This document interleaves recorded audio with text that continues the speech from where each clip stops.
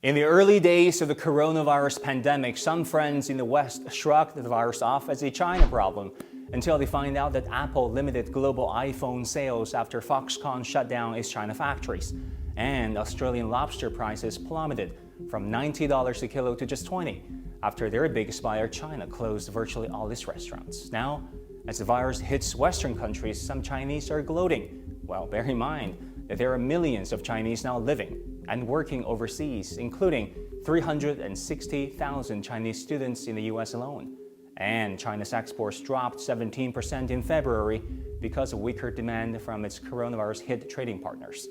This map shows how interconnected and complex the supply chain is for the most common items we buy, while this graphic shows global air traffic on a given day.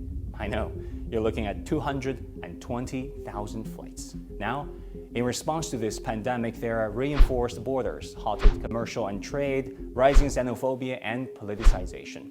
Will all this lead to the end of globalization as we know it? Maybe not. Data shows that since the Second World War, trade disruptions caused by geopolitical tensions and natural disasters were short-lived. The comparative advantage theory shows that people always tend to trade if it benefited them.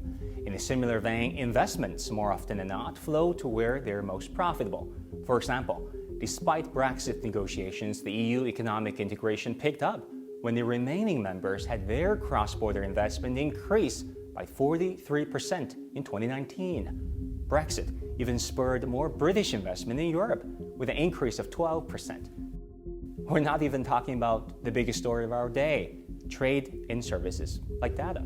After all, these days we're more likely to stream Shakira's music on our phone or watch Leonardo DiCaprio online than to buy a CD or DVD. Cross-border data flows spiked in the past decade, so are royalties and licensing fees that are among the fastest-growing trade item globally.